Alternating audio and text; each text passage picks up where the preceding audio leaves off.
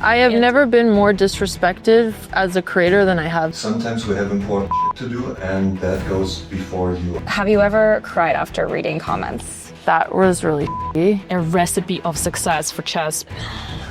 Is there something that the public does not know? A girl has hobbies. You've been called the Kardashians of chess. By who? Do you feel like creators are disrespected? I literally got kicked out of the Olympic team of my country. What is the biggest fight you and Andrea have ever had off camera? Andrea!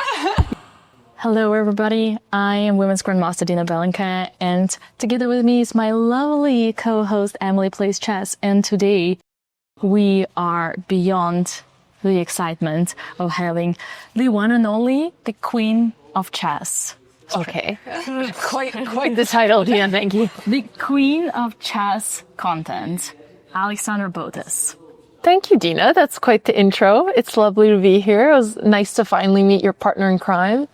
Yes, my fellow charlatan. Well, we are here at the Freestyle Las Vegas event. As you can tell from the chess and freestyle branding everywhere, if it wasn't given away. Better than the typical studio setup. Is this the freestyle? Oh, I'm good. I don't believe in pillows. We wanted to start by talking about how instrumental you feel creators and streamers are in the promotion of freestyle chess. I am a creator. I think creators are important for the promotion of freestyle chess. How do you feel the streamer and creators compare to the influence of the top players? I mean, we're talking about freestyle chess, but maybe how that compares to basically all of chess culture. I just don't think I have a very interesting take on that without being, you know who I think would have a really good take on this? Dina, how do you feel about the creators at Freestyle? Please tell me. How do you think they're instrumental? Okay. You start. I'm going to take a sip of my tea. In order to promote this new chess variant, it requires certain eyeballs and attention. And that's why the marketing strategy that was brought up, was to bring all these beautiful creators, including like us, to promote the game in order to bring the eyeballs to the product. Do you feel like creators are more influential than the top players, or? Well, I do feel that, but... You think the creators are more influential than the top players, even more than Magnus? In growing the event? Or more than certain players? How would you say that? Damn, it's like we wanted to hear your thoughts. I know. I'll share my thoughts. Yeah. I'm curious what yours are. I think you need probably both, and both have somewhat of a say. I mean, people aren't going to go watch if not a new chess variant if Magnus isn't playing, but you also need the distribution of kind of like the more mainstream. Yeah, but who's going to distribute the thing, right? Like, players, they're there to play. Who's going to make people watch them, and how? Right now, the show is mostly streamed on, like, the most eyeballs are through the chess.com, which is has built their followage through the creators and influencers, right? But when you have a product and it's a, like, chess game, how are you going to bring the attention to this game, which is already kind of like limiting to the mass audiences? You need someone like the media, right? Like someone to promote it. I believe that's like whenever you come to your investors and you say, hey, look at this amazing product that we've done. This is how much attention, meaning views, it has gotten, right? So then we are the face of the product, Freestyle. Yeah. I don't disagree. I mean, obviously both are really important because creators need something to make content about, and it's easier to make content if it's about the top players because they're the most clickbait. And then the top players, they have obviously been generous with their time and they're willing to do content, which is really helpful. But I do think the people who are grinding content every day and like figuring out how to wrap it for the algorithm are really important. So it's definitely this symbiotic relationship. And I know there has been tension in the chess world. We talked about this, my sister and I, with Danny recently, when there was the whole, Emil Gotham chess-based India debate where Levy was talking about how, you know, chess is like one of the only sports where you feel like creators are kind of less respected, even though like in any other sport, if it's someone bringing eyeballs to the game, it's different. I think Freestyle has done a good job at changing that and like actually making sure to have things like Media Day where they give slots with the top players. So yeah, I don't think you can really have one without the other. And probably like the overall views that the creators are bringing for Freestyle is like even Anna Kremling's videos, she's gotten so many views in the freestyle chess variant. Like I imagine almost more than the stream in the first event. You think that the players are contributing in the promotion of the game? I think they do, because obviously like it's also part of their contract and their obligation to do stuff like that. But if you wouldn't have the players here, then you also wouldn't have the content. So you need both. You mentioned the tension in the chess world.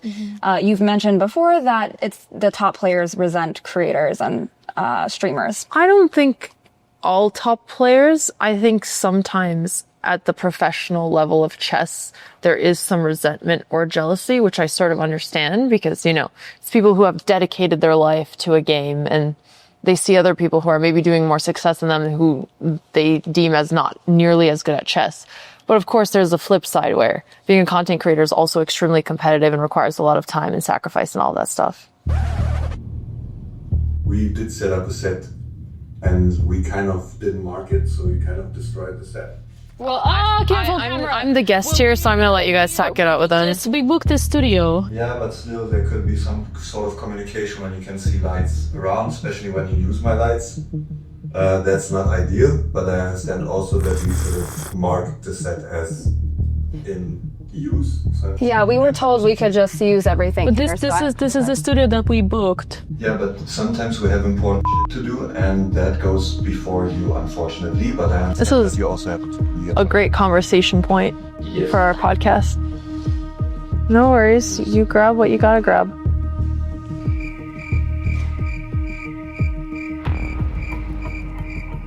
So you feel that us influencers, we are just as important as players? And can streamers lead a cultural shift in chess, or does that still require elite level credentials? So here's the truth. Yeah. It's an individual by individual basis. Some people really appreciate creators and they're extremely kind towards them, and it just depends who you're dealing with that day. Do I think it's normal to get treated like this when you're bringing media attention? It probably happens a lot more in chess because like higher elo, better person, there's more of a superiority complex, but there's a lot of like extremely nice high level professionals who really appreciate the work creators are doing and give them their time and help work with them. That's amazing. There's also like a few select ones that sort of just shit on them. Mm-hmm. Let's say there were good and bad people, right? Obviously, just like anywhere, but the chess world is pretty conservative. There is always like this kind of underestimate towards people in our industry, right? Yeah, I have never been more disrespected as a creator than I have in the professional chess world in terms of what people have told me. Never in any job. What we would need to do to shift that mindset if we could do anything. The industry overall has to mature somewhat, and as it matures, that sort of changes. It's hard because it's one of those things where everybody understands you want to grow the pie, but as you're growing the pie overall, if individuals aren't benefiting, they might still feel slighted. So I think it's going to slowly happen with time. I feel like it has actually already shifted a lot. Like when I started streaming chess 5 or 6 years ago, there was top players who would tweet things like, oh, if you want to get views, just get a cute girl commentator, and like belittle all the work that I had done before. Whereas if somebody said that nowadays, I don't think people would stand by it anymore. Even like, it used to be a lot worse. It's actually gotten way better. The fact that like top players are even collaborating with creators is something that would have never been possible when chess started. I imagine 5 years from now, it's going to get a lot better. Mm-hmm. Do you feel like most of the toxicity intention is among the top players, or do you see that in your community as well, or do you feel like your community is largely supportive and it's more like the large players in the event or in it's actually interesting because I think it's way more when it's actually in chess. Mm-hmm. So like usually when my sister and I have expanded into other content, we haven't experienced this.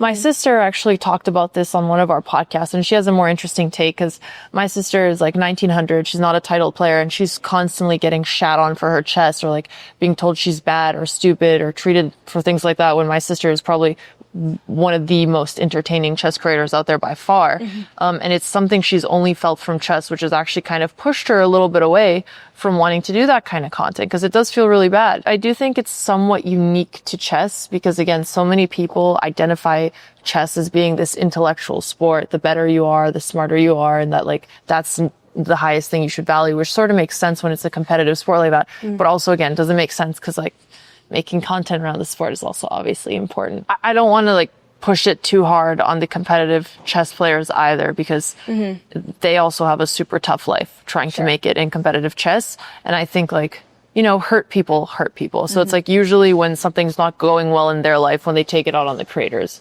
versus like, I think there's actually, I don't think it's actually a good argument. As far as the community is concerned, have you ever cried after reading comments? I've cried after getting canceled for things that weren't true. That was really shitty. Yeah.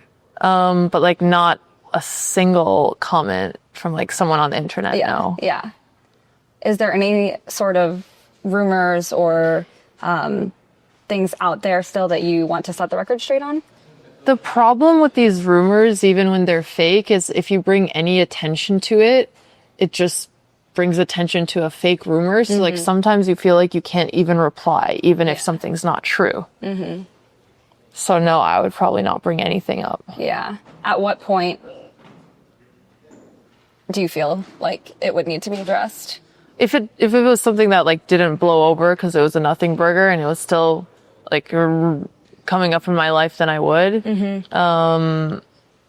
But yeah, I see a lot of fake stuff written online, and it is what it is. I just try not to read it or think too much about it. I wanted to get a little bit back to what we just discussed, chess, content creation, influencers. But let's say the chess game itself. Do you have a recipe of success for chess becoming mainstream? So I was looking at the data for chess popularity a little bit back. Basically, chess is still trending upward, but it's probably never going to hit the spike that happened during Queen's Gambit.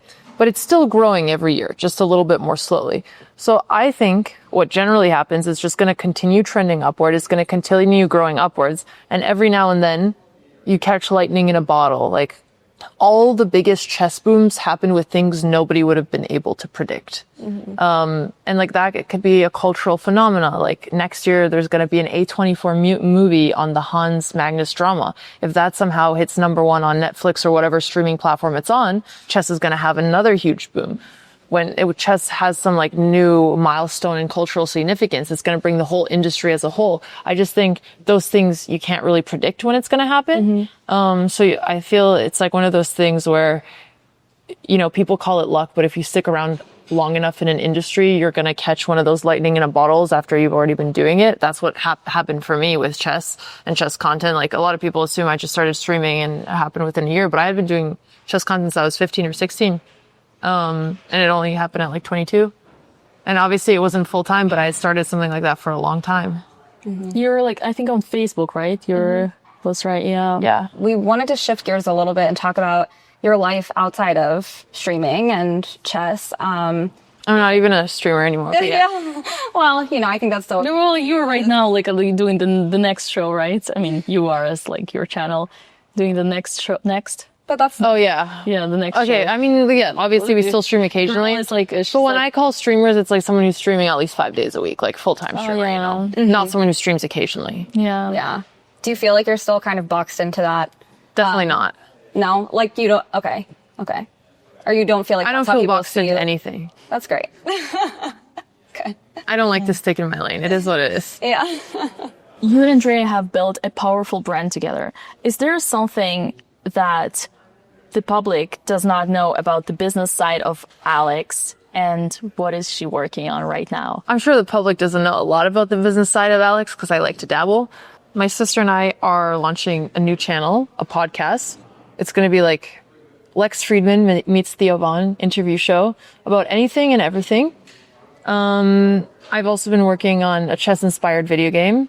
ProjectCheckmate.com if you want to play test it. It's something that I'm really excited about. What other stuff? And then, you know, a girl has hobbies. Does she? Other than work? Well, they're all work hobbies, but they're still hobbies. Is chess still a hobby or mostly poker? Both? I genuinely still really like playing chess. I just don't want to play if I cannot be as good at it as I feel like I should be if I trained. Chess content has definitely felt a little stale lately. Like, honestly, we've been doing a lot of our content around freestyle. And like, we mostly focus on trying to make that really good and then spending the rest of our time preparing for other content or like training our editing team and things like that. But I'll always love chess. So yes, I guess it's a hobby. Poker is also a hobby. Will chess always remain a part of your identity? For sure. Chess will always be a part of my identity. Chess is where I met a lot of my closest friends. Chess is what gave me something to focus on when I was in some of the darkest times of my life. Chess was what gave me the springboard of my career. And it's also the game when I think the dark times in chess is the biggest one. Like, I had a lot of depressive episodes growing up, and I would always just say, like, I'm just going to focus on chess during those. And for me, being able to hyperfixate on something helps me feel better. So for me, in a lot of times it's been like therapy. So yeah, I'll never stop loving chess. As you're sort of stepping, not necessarily away from chess, but as you're branching into new chapters of your life, do you feel like the skills that you've learned from streaming and being in the chess world have translated into some of these other things that you're working on? Or for chess, the ability to work hard and think through things logically has definitely helped. But outside of that, my sister and I would say we do kind of identify as content creators beyond just chess, where we've been putting a lot of hours into like actually thinking about editing, building teams, content, thumbnails, titles, shorts, testing all the different formats, whether it's podcasts with chess people, podcasts with non-chess people, all these different kinds of streams. So like, I feel we've sort of now have a ton of content creation skills under our tool belt, and now I'm excited to see it applied to other areas too. You mentioned you were working on a chess game. You want to share a little bit about that? It's a chess-inspired video game, so you still need to know how the pieces move to be able to play it. And we've been testing out a lot of different versions. Right now, one of them is a battle royale, which means the last person standing wins. You basically start off with like 32 other players. It's a really giant map. There's this storm, like in Fortnite, that comes and you have to get out of it. It's a really big board. And then basically there's different classes that have special abilities. So it's like a pretty cool mix between strategy and video games. And like, there's so much more we're working on beyond that too. But I've looked at a lot of innovations in chess since I've started, and this has been the one that I'm most excited about. So at the very much, I find it extremely fun, and I can't wait until we're finally going to be public. And again, you can sign up for the next playtest if you want to check it out sooner. I'm so curious. You've been telling about this for a while now. I know. I want to make you playtest it during this trip. I want to hear your thoughts. No, totally. Hans playtested it yesterday, and he was actually the best from everyone, which makes sense because he also plays video games and chess. He placed top 5 in his first battle royale. I was pretty impressed. You mentioned Hans. Is he a bad boy of chess? I mean, he definitely has the reputation of the bad boy of chess. Just from my experience with him yesterday, he was honestly extremely friendly and nice. We've had our beef where, he's tweeted after me saying I promote gambling to children when I was playing poker. But I don't really hold grudges for too long, and I know he's also been through a lot. It is what it is. Do you think he's a genuine person? He feels very genuine in person. I don't know him well enough to have a good answer on that. He just started a chess company as well. Endgame.ai. Do you think that company has any future? So it's still really early. In general, I'm always excited to see people trying to innovate in chess because it's going to take so many attempts until we see something that works. I haven't played it yet to know. I think obviously the most difficult thing is if you're starting your own platform, you're going to have a really small player pool. And like if you're waiting in queue and it takes 15 minutes to get a match, that's what's tough at the start.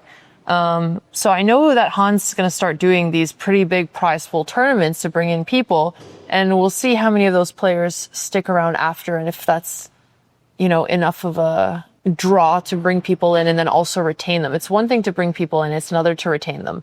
I'm really supportive of anyone trying to innovate in the chess space because I think it is important for the chess world, and like, if any of these things does really well or finds a way to bring in a new audience, it's great. My video game is definitely more of a different audience than like a traditional chess platform. Like it has chess elements, but it's not chess. So what I hope with the game is that we're going to bring in people who like may have not even learned how to play chess otherwise, but they just like video games.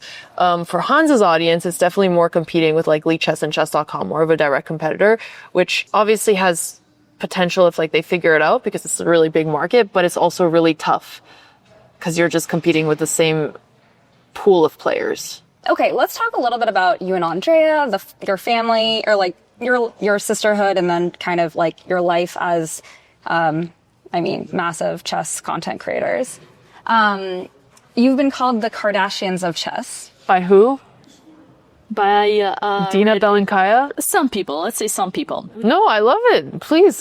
Being called the Kardashians of chess is amazing. Thank you. Is there any truth in that comparison?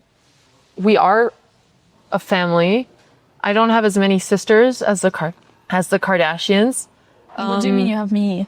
That's true. We have a lot of honorary sisters. There's you, there's Jules, there's Anna, there's Niemann. Like, I like to adopt all of the ladies into the family. I think that's actually like a really nice comparison. I think one of the things that is different about me and Andrea than basically anyone in chess is that we're trying to go beyond that content-wise, which like you can sort of say the Kardashians have obviously done because they've expanded into every industry possible.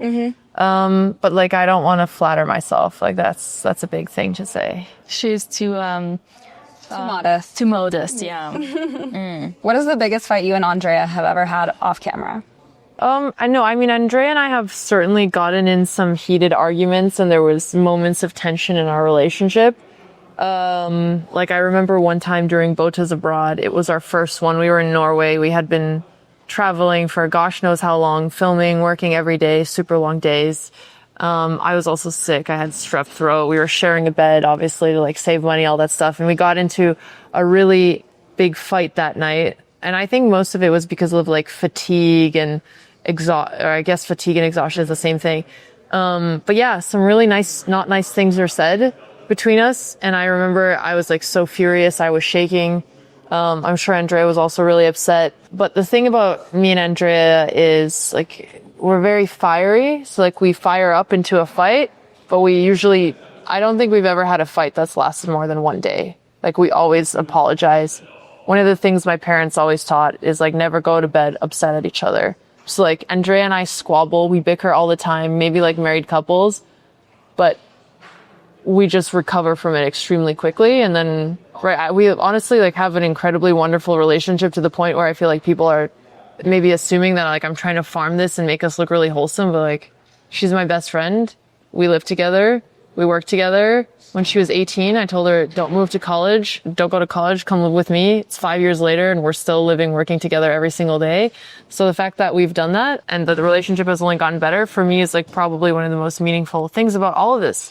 And you know, sometimes you have really shitty days and I call my sister because she's the only one who understands. Like, I know I could always call my sister and talk about anything. Like, I'm like going to get emotional remembering that, but it's really sweet. That's amazing. It's so hard to find that because I know like my friends that have sisters, they don't have, as adults, they don't have like that same kind of relationship and they've gotten in fights that, you know, have lasted for weeks. And, so to find your best friend that, you know, you've known for your whole life and share all of these things with is amazing.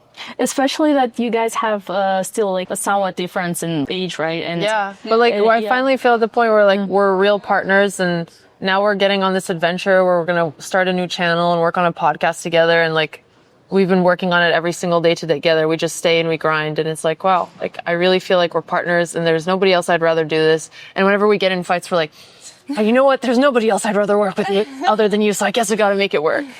Yeah, I remember some of your like episodes where you appear. Like, I'm sure you've heard us arguing. Like anybody who's seen us has heard us arguing because we don't hold. I think one good thing is that we don't hold back. So if something bothers us, we get out of our system, we work through it, and then you move on. Yeah. Yeah, like I remember moments like I would get like sad and like, guys, you're so amazing. Why are you so mad at each other? Yeah, but like working together though is also a whole other element, like dynamic to the relationship too. So the fact Again, I'm not saying like no one can make me as angry as my sister can, and I'm sure no one can make her as angry as I can. So like we know how to push each other's buttons, and things like do get to that level. But again, they get resolved very quickly too. Really like married couple, right? I know. Yeah. My wife. Well, me and Emily are trying to figure out what is it like working together and sharing the same room. And How do you think it's going? well, I gotta ask you, how do you think it's? Your guys' room was really organized. Yeah, well, Could never be me and Andrea. No, yeah, the last trip it was not. I don't know. No, she didn't mean it. She didn't mean it. It was a total shit show. What? She said when she came in that it was clean. So Yeah. I thought that was a sarcasm. I mean, God, like I must be a pig Well, if that's sarcasm. Oh. No, I thought your guys' room was really clean. That's sweet. it's because our housekeeper was amazing. Because we just arrived, we didn't have time She to. gave us like all these special folds to the towels and like I don't know, she was great. Yeah. Anyway, okay. Speaking of you and Andrea's relationship, what is the thing that maybe like gets on your nerves most about her, if there's anything or something that you tend to? How she's always late. I've been slowly training her over time. Like I'm always waiting there, pointing at the clock. It's just like time is the one resource you can never get back, and I find it really disrespectful when someone wastes somebody's time. And like my sister before, she'd be like 1 hour late or things like that. And I know Dina also runs late. I don't know. I'm like, I try to be pretty military about time because I just see it as a sign of respect. So for that does bother me a lot. And it bothers me a lot too because I have to wait on her and then it looks like I'm late. So it's like one of the things that I have a standard for myself that like gets infringed on because my sister's always late. But like I've trained her. She's gotten so much better. What's the secret to that? Andrea! Yeah, teach Emily. Like I yell it, I wait, and I started like, I know when she's going to be late, so I start giving her 20-minute warning, 15-minute warnings, and then we have a fight every time when it's late, and then like slowly over time, I think Andrea doesn't want to put up with me being upset that she's late anymore, so now she just starts being more on time. Wow. Well, yeah, we could take a note or notes from you on that because, yeah, I tend to be a pretty punctual person, and Dina is not as we noticed. Well, you have to train her. Don't hesitate to yell. Emily is in the right, Dina. It's good to show up on time. Well, you know, like I'll tell you a secret. So the moment when I fell in love with Emily was when she called me, "Get your ass over here." When she was holding Susan Polgar and I was like upstairs still finishing my touch-ups. As you should. Yeah. Yes. And I was like, yeah, that's my girl. And like that's the good thing about sisters is like you don't feel bad about saying that kind of stuff because you know your sister's gonna know you love her anyway. Whereas like when it's somebody new, you're like, oh, I don't know what I'm saying. Yeah, for sure. Yeah. Yeah. So on the flip side, what is the thing you admire the most about your sister that maybe gets overlooked or people don't see? My sister works extremely hard and she's really creative and she's really smart. And I think people see certain clips of her on the internet, like losing to a kid or when Nepo checkmates her in 3 and they're like, oh, like how could she be so stupid and things like that. And it's like, I don't think people understand when you have content brain, you've been filming for like 10 hours that day. You're not as focused on the chess. You're trying to think of like angles to make it entertaining because filming for content is really different. You're not as locked in, like you're exhausted or stuff like that. And something like that happens. You're like, oh, like how could you do that? Do you mean that got under her skin or like? Yeah, no, I mean, stuff like that do get hot under her skin. It's like, for me, I would love like to set it up. I sometimes would literally on purpose do something very like stupid just so that it becomes clickbait. The recent video you saw with a kid that got 40 million. So that was the second game that I played with him. The first game I played, I won. And the second game I lost. And when I recorded him, like, you know, walking and sitting, that was for the first game. And I told my editor, so you're taking the intro and we're taking the second game where I lost because the clickbait title is going to be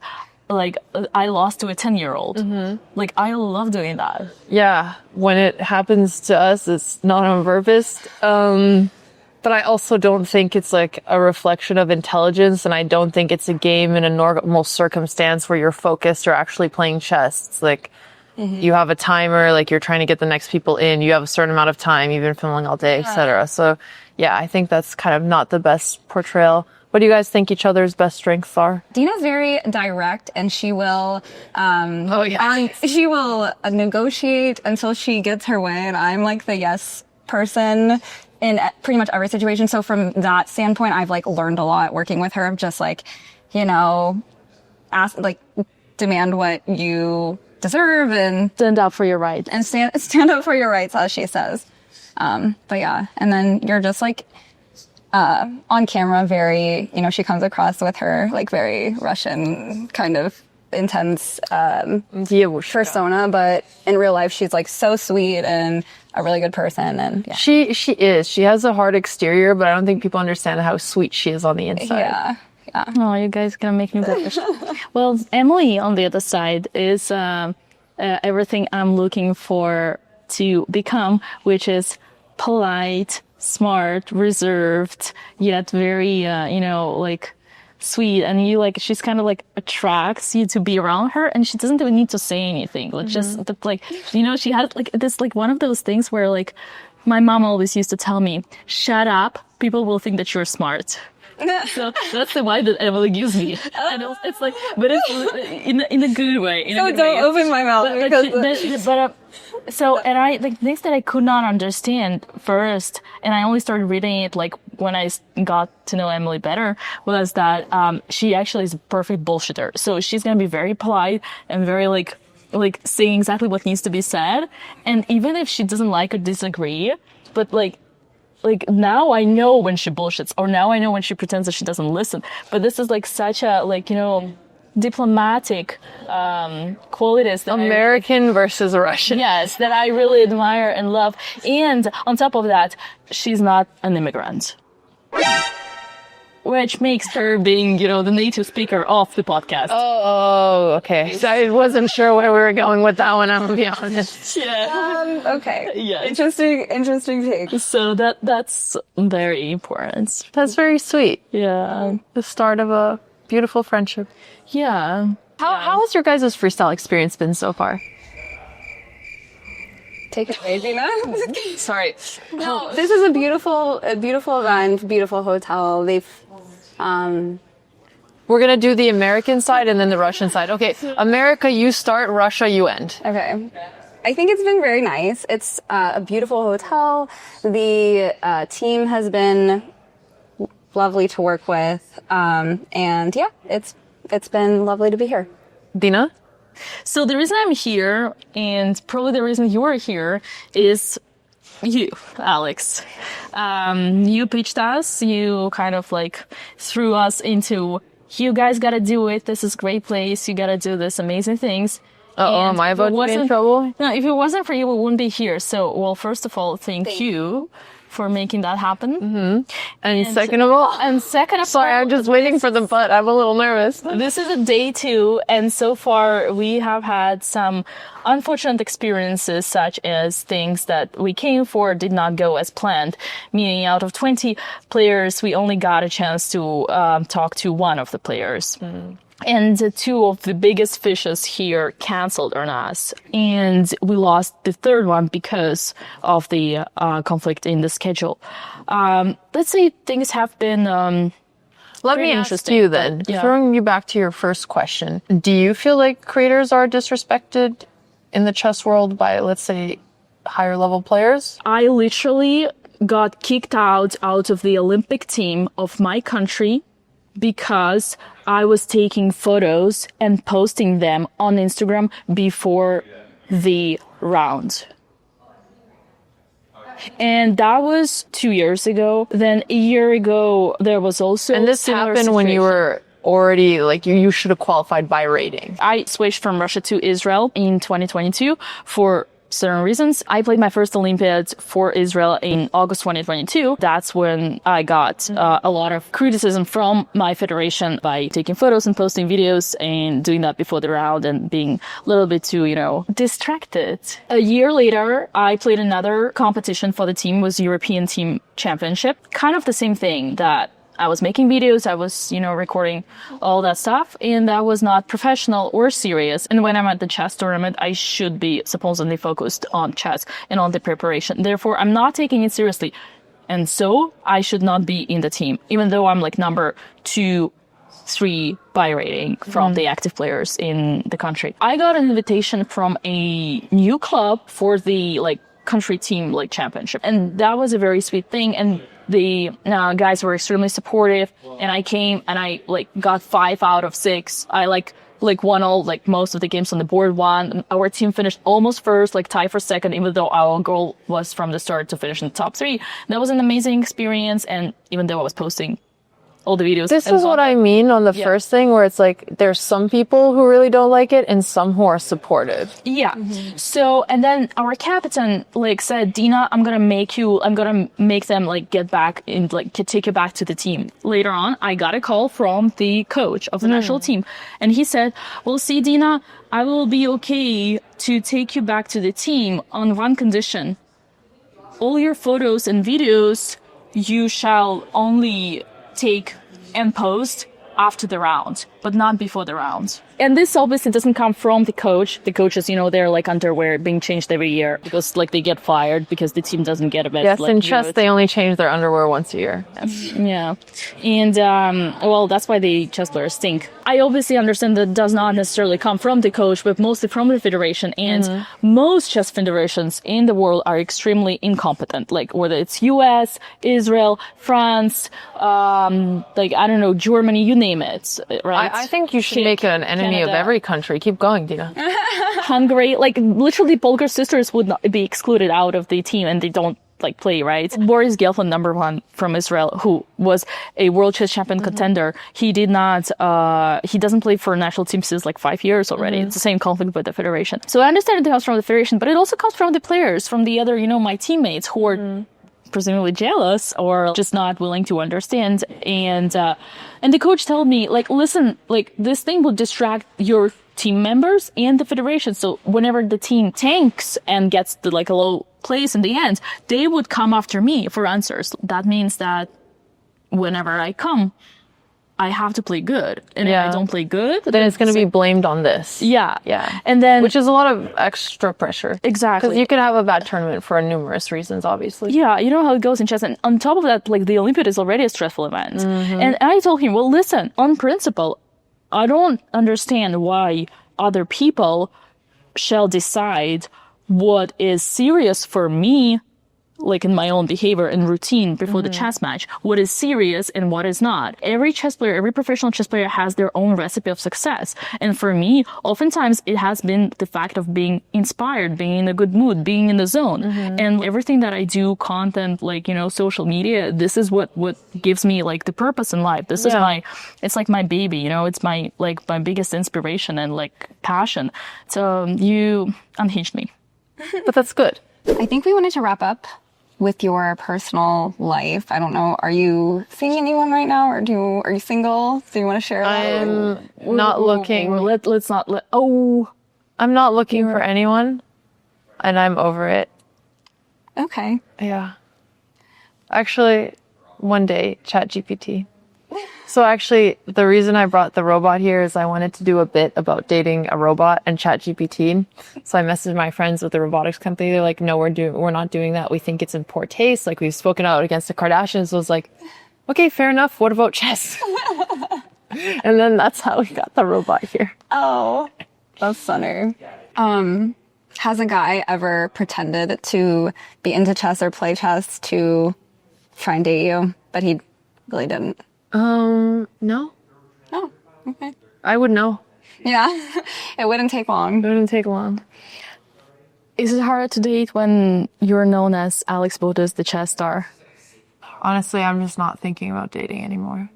Well, in the past, maybe. Like, did you feel like that influenced it? Would it help your CV? Is being Alex Botez helpful for me in dating chess players? Being Alex, the chess star, helpful in People's attention for me? Sure, but perhaps sometimes for wrong reasons. Okay. What do you mean by the wrong reasons? Because they are maybe trying to take advantage of you? Because they think you were like smart. Or because like they think that like they'll get certain connections or things like that out of it. But I don't think that happens super often. I tend to be kind of naive and believe people haven't done that. But a lot of my friends have called out behavior when they think people are doing that.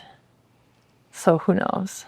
But in general, I'm just focused on other things right now other than dating and pretty much deprioritizing that in my life right now. And plus, you can always freeze the eggs. I'm doing that this year. And have a surrogate. Who knows? And ChatGPT could be a great. I mean, you know, like 5 years from now, we're probably going to have artificial wombs. Let's say I, you know, freeze my eggs at least 3 times until then, because fertility only declines after 35. So who knows? The future is coming. I think like 10 years from now, it's going to be indistinguishable. Sorry, not indistinguishable. It's going to be so crazy different from what it is today that most people can't even imagine. So like, I don't know, there's bigger fish to fry. I would say like, I'm probably more closed off now based on certain things that have happened than I think I've ever been in my life. Because you dated assholes or whatever happened, that's between me and the past. I'm not going to comment why. Just the certain state that I'm in right now. well, it sounds like you have plenty of projects to keep you busy, so I have many other loves and many other things that give me so much purpose. yeah. That's amazing. Alex, thank you for fitting us into your busy schedule. Of course, And always. I've told you this many times. You have always been an inspiration from the day number one I started streaming, and for all of us, just female content creators. That's really I'm sweet. sure they feel the same. Thank you for everything you've done in chess. You have given so much back to the community and supporting your fellow colleagues. And you Do you didn't really have to feel that? Well, it's the reason why I'm sitting here right now. Like literally everything, like all, like it's the reason why we're freestyle. Fucking hell, like come on. That makes me really happy. So like I said it before, and I just want to repeat it on camera that you didn't have to give so much to your competitors. In a way, you didn't have to like help do these opportunities, organize Botez chess camps, you know, and stuff like that. But you've always done, like starting from COVID, doing all those matches for female streamers, and just know that there are people out there who are extremely grateful for that. Most people usually they would see everybody as a competitor. Yeah, for sure. And so thank you for that. Of course. So for the people watching, where can they sign up to test your new game? ProjectCheckmate.com. Make sure you guys sign up for that. And then, do you want to share where they can go watch the new podcast, or is that not out yet? Not yet. Oh, You maybe. could search it and you'll find it if it's out by the time this video is, which hopefully it is. Okay. Yeah. Do you want to share or the name of the new? Botez Sisters podcast. Coming soon. Nice. Lovely. Great. Well, thanks, Alex. Thanks, guys. This is really nice.